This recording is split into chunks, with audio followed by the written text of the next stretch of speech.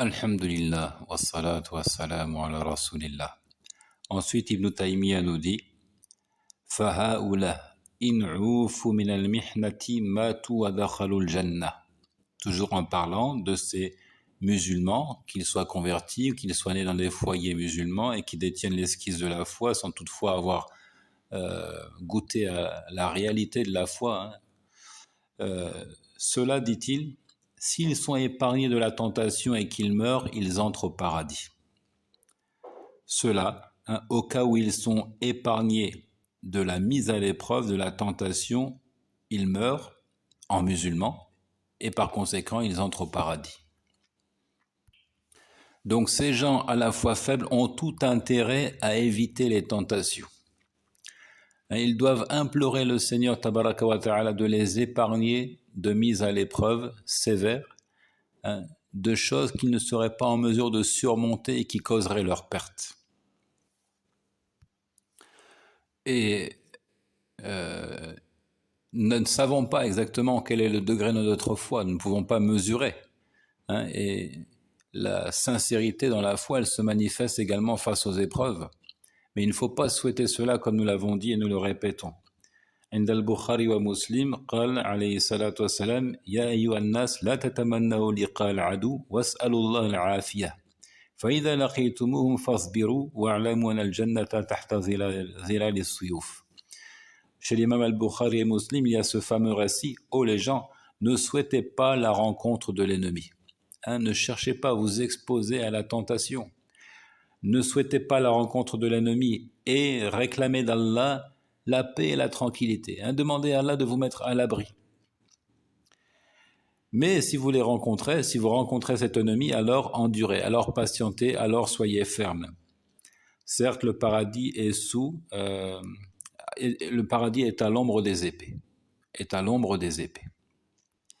Donc nous avons tout intérêt, nous, croyants de la fin des temps, caractérisés par la faiblesse dans notre foi, de réclamer d'Allah cette tranquillité et de ne pas, encore une fois, nous exposer à la tentation.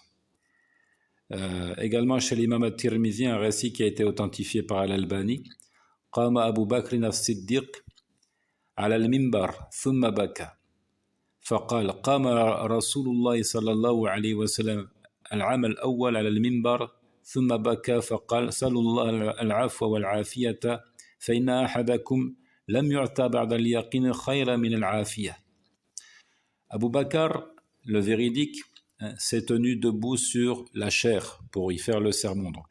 Puis il est tombé en pleurs. Il s'est mis à pleurer, à verser des larmes. Et il a dit, le messager d'Allah, lui, les éloges et le salut, la première année, entendez par là ici la première année de l'Hégire, s'est tenu sur le mimbar, parce qu'à la Mecque, évidemment, il ne faisait pas la khutbah sur le mimbar. Donc la première année, il s'est tenu lui aussi sur le mimbar et il a pleuré. Et il a dit, réclamez d'Allah le pardon et la tranquillité. Al-afia, ce terme de afia, je vais le définir. J'ai traduit ici par tranquillité. Réclamez d'Allah le pardon et la tranquillité. L'un d'entre vous n'a pas reçu meilleur don après la certitude que la tranquillité. Donc al-afia, as-salamatu fid-din min al-fitna. Al-afia, c'est justement d'être épargné des tentations dans sa religion. Wa fil badani min al-amarad, d'être épargné des maladies corporelles également. Donc d'être en bonne santé. Aw as-salamatu fid-dunya min an-nas wa shururihim wa an yu'afiyaka Allah minhum wa yu'afiyahum minka. Ou encore d'être épargné dans la vie de tous les jours, la vie présente, du mal des gens qui nous entourent. Ou encore également épargner les autres de notre mal à nous. Il ne faut pas oublier qu'il y a du mal en nous. C'est pour ça que nous disons wa min shururi anfusina, nous nous réfugions auprès d'Allah contre le mal enfoui dans nos âmes. Donc il faut réclamer d'Allah cette paix, cette tranquillité, et il ne faut surtout pas chercher les difficultés et surtout les tentations.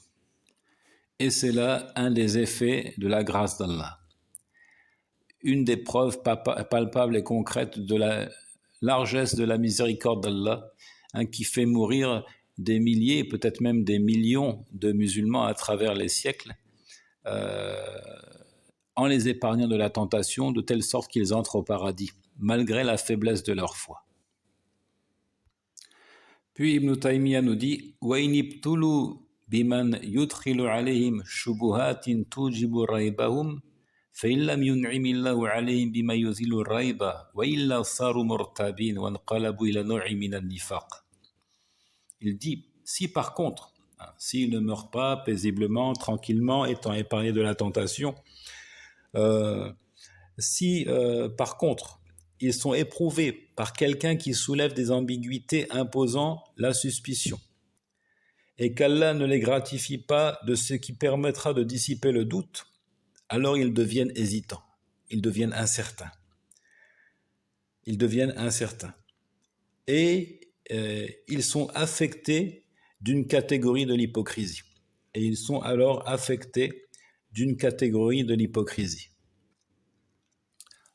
Allah subhanahu wa ta'ala dit dans son livre, verset 69 de la sourate 9, كالذين من قبلكم كانوا أشد منكم قوة وأكثر أموالا وأولادا فاستمتعوا بخلاقهم فاستمتعتم بخلاقكم كما استمتع الذين من قبلكم بخلاقهم وخضتم كالذي خاضوا أولئك حبطت أعمالهم في الدنيا والآخرة وأولئك هم الخاسرون.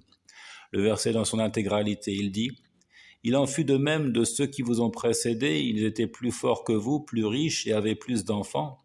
Ils jouirent de leur lot en ce monde, et vous avez joui de votre lot, comme ont joui vos prédécesseurs de leur lot.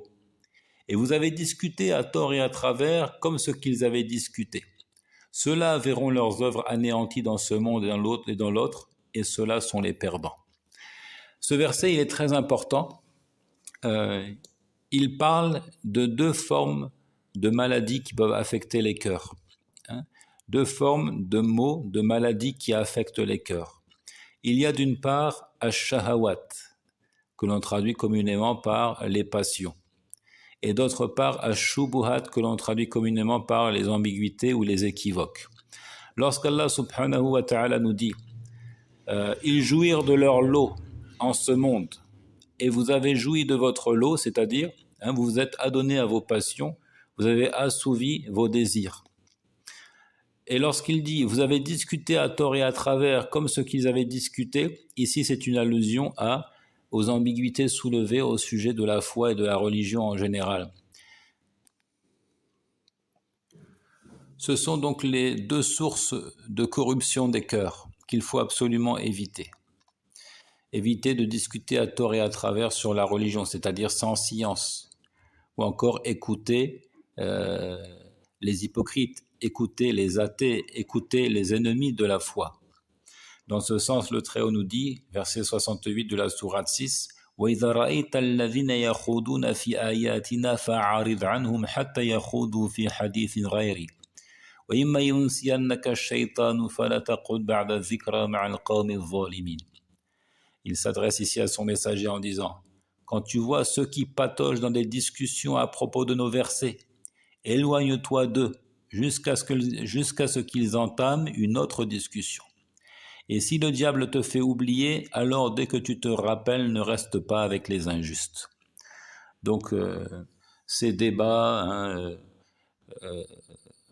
avec des gens qui affichent l'inimitié contre les croyants, qui sont là uniquement pour essayer de soulever des ambiguïtés, faire douter du bien fondé de la religion, ce sont des choses à éviter absolument, pour préserver sa foi, pour ne pas y faire entrer le doute. L'imam Ibn Qayyim al-Jawziyya, ainsi que son maître et enseignant, d'ailleurs Ibn Taymiyyah, ont beaucoup développé ce sujet en disant que les shahawat, les passions, yani fasadun fil qasd, c'est en fait une corruption de la visée, de l'intention. Lorsque l'individu cherche à assouvir ses passions, il a corrompu son intention. Il vise quelque chose qu'il ne devait pas viser. Alors que les shubuhat, yani fasadun fi tasawwur, les ambiguïtés, les équivoques, c'est une corruption de la conception même des choses, des articles de la foi par exemple. Une corruption des articles de la foi. Celui qui est gagné par les ambiguïtés au sujet d'Allah Azza wa Jal, par exemple, il ne se fait plus une idée juste du Seigneur Tabaraka wa Ta'ala. Il entretient de mauvaises pensées au sujet de son Seigneur. Le meilleur moyen de chasser ces ambiguïtés, c'est là encore l'apprentissage. La quête de la connaissance qui permet d'obtenir la certitude de dissiper tous les doutes. Et le meilleur moyen de chasser les mauvais penchants, les passions, c'est d'endurer dans la pratique de l'islam. Donc il faut faire la jonction entre savoir et l'application du savoir. Quête de la connaissance et la phase pratique en adorant effectivement le Seigneur Tabaraka wa Ta'ala en appliquant sa loi. Al-ilm wa al-amal. Et les deux sont fréquemment cités dans les textes. وَالَّذِي أَرْسَلَ رَسُولَهُ بِالْهُدَى وَدِينِ الْحَقِّ لِيُظْهِرَهُ عَلَى الدِّينِ كُلِّهِ. C'est lui qui a envoyé son messager avec la guidance et la religion de vérité afin de la faire triompher sur toute autre religion. Al-Huda a été interprété comme Al-ilm al-nafi', le savoir profitable. Wa dinul haqq, et la religion de vérité est interprétée comme Al-amal al-salih, l'acte de piété, l'œuvre de piété. Allah subhanahu wa ta'ala, dans le récit des Israélites, a dit وَجَعَلْنَا مِنْهُمْ أَئِمَّةً يَهْدُونَ بِأَمْرِنَا لَمَّا صَبَرُوا وَكَانُوا بِآيَاتِنَا يُوقِنُونَ. Et nous avons désigné parmi eux des guides, aïmma, ou encore des chefs, des chefs qui guidaient au moyen de notre ordre, au moyen de la révélation, c'est-à-dire. Quand est-ce que cela s'est produit? Quand est-ce qu'ils ont eu des chefs et des armées puissantes qui se guidaient d'après la révélation? Il dit Lamma sabaru, lorsqu'ils ont enduré. N'oubliez pas, c'est l'endurance qui permet de réfréner donc les passions. Wa kanu bi ayatina yuqinun, et qu'ils avaient la pleine certitude au sujet de nos versets, c'est-à-dire qu'ils avaient la connaissance suffisante pour chasser tous les doutes et toutes les ambiguïtés. Et cela donc n'est pas sans nous rappeler également la fameuse sourate al-Asr, la fameuse sourate du temps, au sujet de laquelle l'imam al-Shafi'i disait لو ما أنزل الله حجة على خلقه إلا هذه السورة لكفتهم. Si Allah Azza wa Jalla s'était contenté de révéler cette sourate en guise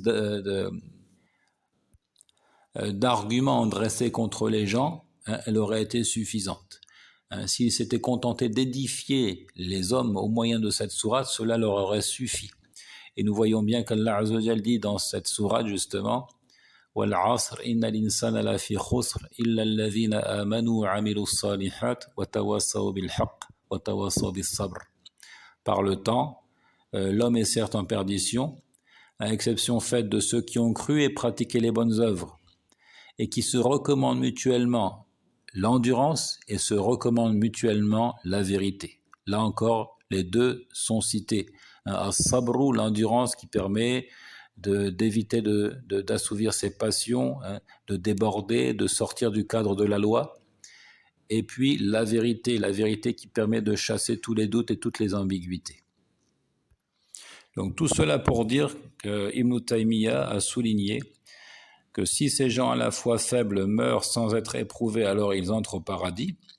Si par contre ils sont éprouvés par des individus qui soulèvent des ambiguïtés et imposant le doute, faisant pénétrer le doute dans leur cœur, et qu'Allah Azza wa Jalla ne les assiste pas à la dissipation de ces doutes et de ces ambiguïtés, alors ils deviennent hésitants et pire encore, ils sont gangrénés par l'hypocrisie. Nous allons y revenir, Inch'Allah.